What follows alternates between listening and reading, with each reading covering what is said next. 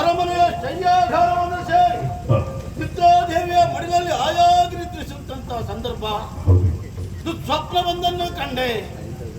ಕೆಟ್ಟ ಪ್ರಯತ್ನಗಳು ಒಂದೆರಡು ಅಲ್ಲ, ಪ್ರಥಮವಾಗಿ ಒಂದೆಂದು ಭಾವಿಸಿದರೆ ಒಂದು ಎರಡಾಯಿತು, ಎರಡು ನೂರಾಯಿತು, 100,000ವಾಯಿತು. ಆ ಪ್ರೇತಗಳು ಬಂದ ನನ್ನ ಸಮಯದಲ್ಲಿ ಕೆಟ್ಟ ಸ್ವರದಿಂದ ಕಿರಿಚಾಡುತ್ತಾ ನನ್ನನ್ನು ಕೈಗೆ ಸಿಕ್ಕದ ಅನುಭವ. ಸ್ವಲ್ಪ ಕ್ಷಣದಲ್ಲಿ ನೋಡಿದ್ರೆ ನನ್ನ ಪೂರ್ವಿಕರೆಲ್ಲರೂ ಅಂತರಿಕ್ಷದಲ್ಲಿ ನಿಂತು ಏಳು ಭಗೀರಥ ನಾವು ಅನಾಹುತವಾಗಿದ್ದೇವೆ, ಬಾ ನಮ್ಮ ಜೊತೆಯಲ್ಲಿ ಎಂದು ಕರೆದ ಅನುಭವ ನನಗಾಯಿತು. ಕಣ್ಣು ತೆರೆದು ನೋಡಿದ್ರೆ ನಾ ಕಂಡಂತ ಯಾವುದೇ ದೃಶ್ಯವೂ ನನ್ನ ಕಣ್ಣು ಮುಂದಿಲ್ಲ. ಹಾಗಾದ್ರೆ ಏನಿದರ ಅರ್ಥ? ಬೆಳಗಿನ ಜಾವದಲ್ಲಿ ಕಂಡಂತ ಕನಸು ಸತ್ಯಕ್ಕೆ ಹತ್ತಿರವಾಗಿರುತ್ತದೆ ಎಂಬುದಾಗಿ ಬಲ್ಲವರು ಆಡುವ ಮಾತು. ಹಾಗಾದ್ರೆ ನಾನು ಕಂಡಂತಹ ಕನಸು ಸತ್ಯವಾಗುವ ಲಕ್ಷಣ ಉಂಟೆ? ಸತ್ಯ ಯಾರನ್ನ ಕೇಳುವುದು? ನಮ್ಮ ಕುಲಗುರುಗಳು ವಶಿಷ್ಠ ಮಹರ್ಷಿಗಳು, ಅವರನ್ನೇ ಹೋಗಿ ಭೇಟಿ ಆಗುತ್ತೇನಂತೆ.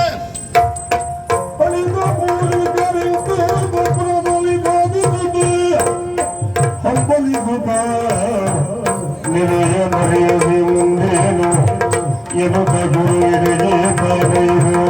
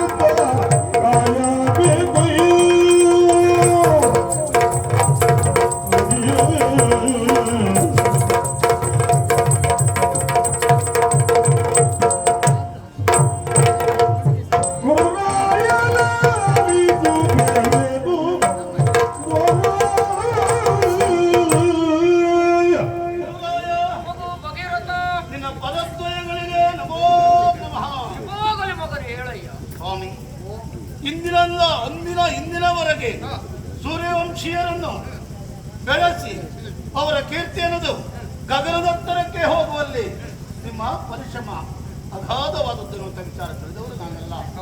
ಸ್ವಾಮಿ, ನಿನ್ನೆಯ ರಾತ್ರಿ ನಾನು ಕಂಡಂತಹ ಸ್ವಪ್ನ, ಆ ಸ್ವಪ್ನದ ಫಲವೇ ನನಗೆ ಅರ್ಥವಾಗಲಿಲ್ಲ. ಅದಕ್ಕಾಗಿ ನಿಮ್ಮಲ್ಲಿಗೆ ಬಂದಿದ್ದೇನೆ. ಗುರುಗಳೇ, ರಾತ್ರಿಯ ಸಂದರ್ಭದಲ್ಲಿ ಕೆಟ್ಟ ಪ್ರೇತಗಳ ಕಿರುಚಾಟ ನನ್ನ ಪೂರ್ವಿಕರೆಲ್ಲರೂ ಬಂದು ನನ್ನ ಕಣ್ಣು ಮುಂದೆ ನಿಂತಂತ ಅನುಭವ ನನಗಾಯಿತು. ಕಣ್ಣು ತೆರೆದು ನೋಡಿದ್ರೆ ಯಾವ ದೃಶ್ಯವೂ ಮತ್ತೆ ಕಾಣಲಿಲ್ಲ. ಆದುದರಿಂದ ಕೇಳ್ತಾ ಇದ್ದೇನೆ, ಏನು ಸ್ವಪ್ನದ ಪ್ರತಿಫಲವೇನು ಸ್ವಾಮಿ? ತಿಳಿಸಬೇಕು ತಾವು ನನಗೆ.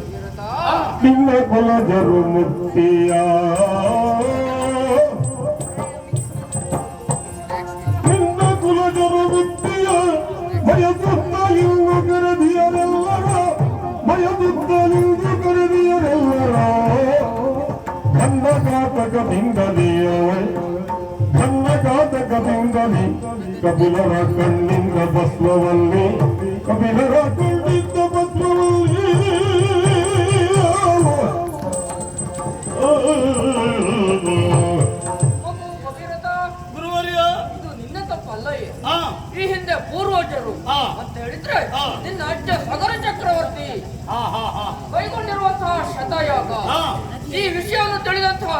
ಮಾತ್ರ ಪೂಜಿಸಿಟ್ಟಂತ ದುರ್ಗವನ್ನು ತನ್ನ ವಶ ಮಾಡಿಕೊಂಡ. ಯಾಕೆ ತನ್ನ ವಶ 100ನೇ ಯಾಗ ಪೂರ್ತಿಯಾದದ್ದು ಹೌದು ಅಂತ ಆದ್ರೆ ದೇವಪೀಠಕ್ಕೆ ತೊಂದರೆ ತೊಂದರೆ ಆಗ್ತದೆ ಅನ್ನೋ ಕಾರಣಕ್ಕಾಗಿ ಪೂಜಿಸಿಟ್ಟಂತ ದುರ್ಗವನ್ನು ತನ್ನ ವಶ ಮಾಡಿಕೊಂಡು ನೇರವಾಗಿ ಪಾತಾಳದವರೆಗೆ ಹೋದ. ಪಾತಾಳದಲ್ಲಿರುವಂತಹ ಕಪಿಲ ಮುನಿಯವರ ಆಶ್ರಮದ ಹಿಂಭಾಗದಲ್ಲಿ ಕಟ್ಟಿದ.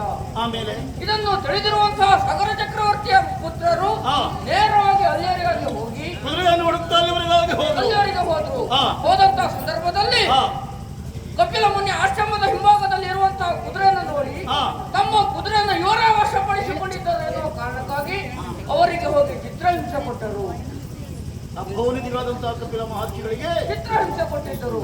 ಚಿತ್ರಹಿಂಸೆ ಕೊಟ್ಟದ್ದು ಮಾತ್ರವಲ್ಲದೆ ಅವರ ಗಡ್ಡಕ್ಕೆ ಕೈ ಹಾಕುವುದಕ್ಕಾಗಿ ಹೀಗಾದರು.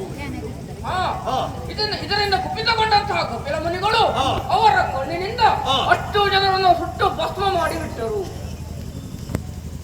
60,000 ಜನ ಮಕ್ಕಳು ಸುಟ್ಟು ಭಸ್ಮ ಮಾಡಿ. ಹೌದಯ್ಯ. ಹಾಗಾಗಿ ಇದಕ್ಕೆ ನೀನು ಪರಿಹಾರ ಇಲ್ಲ ಅಂತ ಅಲ್ಲ, ಪರಿಹಾರ ಉಂಟು. ಏನು ಪರಿಹಾರ ಸ್ವಾಮಿ? ಸುರಗಂಗೆ ಇಳಿಯಬೇಕು, ಸುರಗಂಗೆ ಇಳಿಯಬೇಕು, ಸತ್ತವರ ಹರಸುತ್ತ ನೆನೆಸಬೇಕು, ಸತ್ತವರ ಗರಸುತ್ತ ನೆನೆಸಬೇಕು.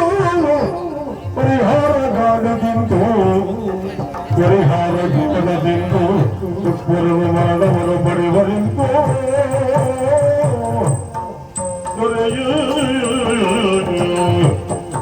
ಅಯ್ಯ ಭಗೀರಥ, ಗುರುಗಳೇ, ಆ ಸತ್ತಂತ ಪ್ರೇತಾತ್ಮಗಳಿಗೆ ಮೋಕ್ಷ ಸಿಗದ ಕಾರಣ ಹಿಂದೆ ನಿನ್ನ ಕನಸಿನಲ್ಲಿ ಬಂದು ಕಾಡ್ತಾ ಉಂಟು. ಹಾಗಾದ್ರೆ ಅವಕ್ಕೆ ಮೋಕ್ಷ ಕೊಡಬೇಕಾದ್ರೆ ಏನ್ ಮಾಡ್ಬೇಕು? ಮೋಕ್ಷ ಸಿಗಬೇಕು ಅಂತ ಆದ್ರೆ ನೀನು ನೇರವಾಗಿ ಸುರಗಂಗೆಯನ್ನ ಇಲ್ಲಿಯವರಿಗಾಗಿ ಭರಿಸಬೇಕು. ಭರಿಸಿದಂತ ಸುರಗಂಗೆಯನ್ನ ಸತ್ತಿರುವಂತಹ ಪ್ರೇತಾತ್ಮಗಳ ಮೂತಿಯ ಮೇಲೆ ಹರಿಬಿಡಬೇಕು. ಹರಿದಿದ್ದೆ ಹೌದು ಅಂತ ಆದ್ರೆ ಆ ಪ್ರೇತಾತ್ಮಗಳೆಲ್ಲ ತೊಳೆದುಕೊಂಡು ಹೋಗ್ತವೆ. ಅದರಿಂದ ನನಗೆ ಬುದ್ಧಿ ಸಿಗ್ತದೆ. ಇಷ್ಟೇ ಅಲ್ವೋ? ಸುರಗಂಗೆಯನ್ನು ಧರೆಗಳಿಸುವುದು ದೊಡ್ಡ ವಿಷಯ ಅಲ್ಲ ಸ್ವಾಮಿ, ಅದನ್ನು ಇಳಿಸಬಹುದಂತೆ. ಏನು ಮಾತಾಡ್ತಿದ್ದೀಯ? ಯಾಕೆ? ನಿನ್ನ ಮಾತನ್ನು ಕೇಳಿದ್ರೆ ನನಗೆ ನಗುವೇ ಬರ್ತಾ ಉಂಟು. ಯಾಕೆ ಸ್ವಾಮಿ? ಯಾಕೆ ಅಂತ ಕೇಳಿದ್ರೆ ಸುರಗಂಗೆಯನ್ನು ಭರಿಸುವುದು ಸುಲಭ ಅಲ್ಲ ಎನ್ನುವುದಾಗಿ ಹೇಳ್ತಾ ಇದೆಯಲ್ಲ. ಖಂಡಿತ ಅದು ಕಷ್ಟಕರ. ಸುಲಭ ಅಂತ ಹೇಳಿದ್ರೆ ಸುಲಭ ಅಲ್ಲ ಅಂತ ನಾನು ಹೇಳಲಿಲ್ಲ. ಅದು ಕಷ್ಟಕರವಾದಂತ ಕೆಲಸವೇ. ಯಾಕೆ ಸ್ವಾಮಿ? ಯಾಕೆ ಅಂತ ಹೇಳಿದ್ರೆ ಈ ಕೆಲಸವನ್ನು ಮಾಡುವುದಕ್ಕೆ ಹೋದಂತ ಹಿಂದೆ ನಿನ್ನ ಅಪ್ಪ ದಿಲೀಪ ಹಾಗೂ ಅಂಶವಂತು ಇರುವರು ಸತ್ತು ಹೋದರು. ಪ್ರಯತ್ನ ಮಾಡಿದ್ರು ಫಲ ಸಿಗಲಿಲ್ಲ, ಫಲ ಸಿಗಲಿಲ್ಲ. ಹಾಗಾಗಿ ನಿನ್ನಲ್ಲಿ ಹೇಳ್ತಾ ಇದ್ದೇನೆ, ನಿನಗೆ ಈ ಕಷ್ಟ ಅಸಾಧ್ಯ, ಬೇಡವೇ.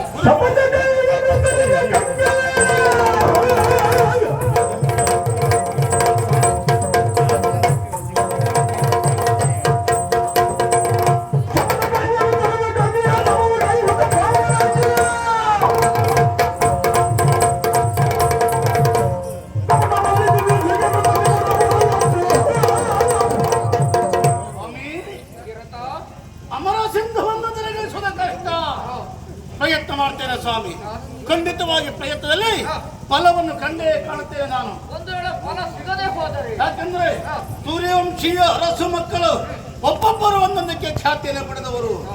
ನಮ್ಮ ಪೂರ್ವಿಕರಾದಂತಹ ಮನು ಸಮಾಜದ ಜನತೆ ಹೀಗೆ ಬದುಕಬೇಕೆಂಬುದಾಗಿ ಮನುಸ್ಮೃತಿಯನ್ನೇ ಬರೆದಿಟ್ಟಂತಹ ವ್ಯಕ್ತಿ. ಇಕ್ಷಾಕು ಮೊದಲಾದವರು ಅವರ ಕೊಡುಗೆ ಅಪಾರವಾದದ್ದನ್ನು ಹೇಳಬೇಕಾದದ್ದೇನಿಲ್ಲ. ಶಿಬಿ ಎನ್ನುವಂತ ಒಬ್ಬ ಚಕ್ರವರ್ತಿ ಒಂದು ಪಾರಿವಾಳದ ಉಳಿವಿಗಾಗಿ ತನ್ನ ತೊಡೆಯ ಮಾಂಸವನ್ನೇ ಕತ್ತರಿಸಿ ತಕ್ಕಡಿಯಲ್ಲಿಟ್ಟು ತಿಳಿದಂತಹ ವ್ಯಕ್ತಿ. ನನ್ನ ತಂದೆಯಾದಂತಹ ದಿಲೀಪ ಮಹಾರಾಜ ಒಂದು ವ್ಯಾಘ್ರಕ್ಕೆ ದೇವರನ್ನು ಉಳಿಸಲೋತ್ಸುಕವಾಗಿ ತನ್ನನ್ನೇ ತಾನು ಅರ್ಪಿಸಿಕೊಂಡವ. ಹಾಗಾಗಿ ಈ ಭಗೀರಥ ಪ್ರಯತ್ನ ಮುಖ್ಯವಾಗಿ ಸುರಗಂಗೆಯನ್ನು ತರಗಿಸುತ್ತೇನೆ. ಒಂದು ವೇಳೆ ನಿನ್ನಿಂದ ಅಸಾಧ್ಯವಾದದ್ದೇ ಹೋದ ಅಂತಾದ್ರೆ ಅಂತಹ ಮಾತಾಡಬೇಡಿ ಸ್ವಾಮಿ. ನನ್ನಿಂದ ಕೂಡಲಿಲ್ಲ ಅಂತ ಆದ್ರೆ ಮತ್ತೆ ಭಗೀರಥನ ಮುಖವನ್ನು ನೀವು ನೋಡ್ಲಿಕ್ಕಿಲ್ಲ. ಅಂದ್ರೆ ಆತ್ಮಹತ್ಯೆಯನ್ನಾದ್ರೂ ಮಾಡಿಕೊಂಡೇನೆ ವಿನಃ ಮತ್ತೆ ಪುನಃ ಅಯೋಧ್ಯೆಯ ನೆಲದ ಮಣ್ಣನ್ನು ನಾನು ತುಳಿಯೋದಿಲ್ಲ. ಆದ್ರೆ ಒಂದು ಮಾತು ಸ್ವಾಮಿ, ಅರಸನಿಲ್ಲದ ರಾಜ್ಯ ಅರಾಜಕತೆಯಿಂದ ಇರಬಾರದಲ್ಲ. ಹಾಗಾಗಿ ನಾನು ಹೋದ ಮೇಲೆ ಮಾಸಗಳು ಕಳೆಯಬಹುದು, ವರುಷಗಳು ಕಳೆಯಬಹುದು, ಯುಗವೇ ಕಳೆದು ಹೋಗಬಹುದು. ನಾನು ತಿರುಗಿ ಬರುವುದು ವಿಶ್ವಾಸ ಇಲ್ಲ. ನನ್ನ ಪಾಲಿಗೆ ಸಂತಾನವಿಲ್ಲ.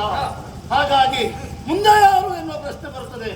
ಸ್ವಾಮಿ, ತಾವು ಅಯೋಧ್ಯ ನಗರದ ಹೊಣೆಗಾರಿಕೆಯನ್ನು ಹೊತ್ತು ಅಯೋಧ್ಯ ನಗರದ ಜನತೆಗೆ ಸಮಾಧಾನ ಸಾಂತ್ವನ ಹೇಳುತ್ತಿರಬೇಕು. ನಾನು ಪ್ರಯತ್ನ ಮುಖ್ಯವಾಗಿ ಭೂಮಿಗೆ ಸೇರಿಸಿದಂತೆ ಗಂಗಾದೇವಿ ಆಗಲೇ ಮಗನೇ ಪ್ರಯತ್ನ ಪುರುಷಾಧೀನ ಪರಂ